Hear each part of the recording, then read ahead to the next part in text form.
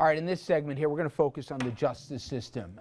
Though for Black Americans to call it an injustice system, many say would be a fair take. Now, just take a look at the numbers here.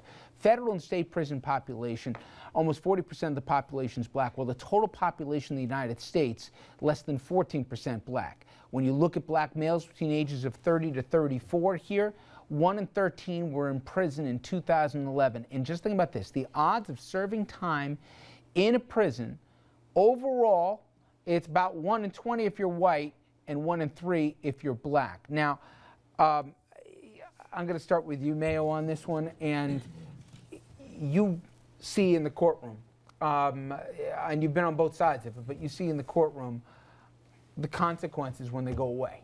And we talked about single-parent households, we talked about the messaging, we talked about all the rest here, but you see the human lives out of it, and that's one of the underreported stories out of this, isn't it? Absolutely. When you are in the criminal justice system, you're disproportionately less likely to have a meaningful career. You will earn substantially less than your counterparts who are not in the criminal justice system. And part of this disparity is not that 1 in 3 African Americans are criminals and only 1 in 6 white people are criminals. It's basically, when you look at things like stop and frisk, if you are to target an entire segment of the population, you will find them that they have narcotics, that they have guns, that they have drugs, that they're driving and maybe they're intoxicated. You could do the exact same thing anywhere. If you were to go to Beverly Hills and you were to stop every child in Beverly Hills, you'd be amazed at the drugs you would find. You'd be amazed to find out that they also threaten people on the telephone and that they also have fights.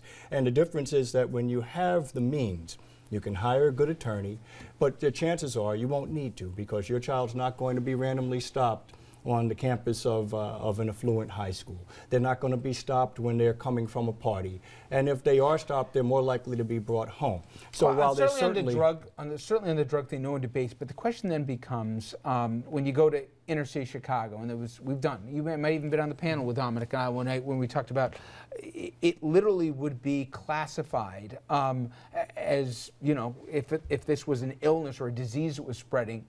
Unbelievable, the rate of violence and the consequences that are happening.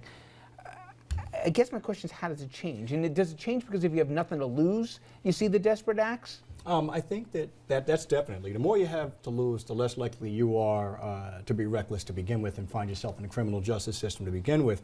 However, most of the people that we're talking about that are incarcerated are not incarcerated for violent acts. They're incarcerated because they're repeat offenders. We could look at a person's rap sheet when I was in the DA's office and it would tell their story virtually. So if I saw petty larceny, criminal possession of a controlled substance, 7th degree, which is a misdemeanor, meant you had some personal use drugs, and nothing of violence. There were some people who had 103 convictions for petty larcenies and misdemeanor personal use drugs. That person had a drug problem. That person was not a bad person. Yeah. That person would see the judge, they would see me as the prosecutor, be very polite. We would have a great conversation and hope that they did well. And if they didn't do well, they almost felt as if they let me down. I'm the prosecutor. So clearly, this is a person who shouldn't have been in the criminal justice system. And changing in terms of criminalizing for the petty offenses and to keep the jails with more violent offenders. But Reverend, you're on the front lines of this. And I'm curious your perspective when you see the numbers, not just of the crime, but of the consequences and the broken families here and the kids growing up and the only time they'll see dad is when they go to visitation at the facilities, et cetera. As much as you can, put a face on it and what it actually means. At St. Mark, we're involved in the angel tree processes. So every year our church is full because we're buying gifts and presents for children whose fathers are incarcerated, and we try to provide Christmas for them. I met Commissioner Kelly. I think Commissioner Kelly is a wonderful man morally. I think he's wrong on the aspect of how he applied stop and frisk. And I think that has devastating effects to a community specifically. But I don't think New York City was the only place where that happened. And this is not new to policing in America. I did graduate from John Jay School of Criminal Justice, and I was taught, and you can help me if this is correct or still applies, that the police departments have 2 forms of policing. I believe protect and serve is in certain neighborhoods, and law enforcement in others. And I think the stop and frisk comes out of the law enforcement mindset from that aspect. Where does that come from?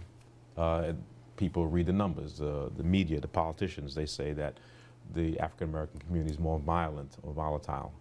And I'm not so sure that's We're going to see, Dominic, true. because under the new mayor, they've changed the policy significantly. We're going to see if the crime rates go up or down.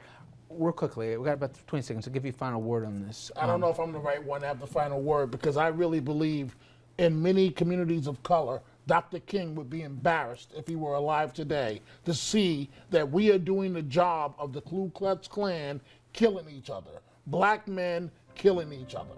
And it's absolute, okay, excuse me, not only killing each other, now killing our babies as well, that are trying to walk to school.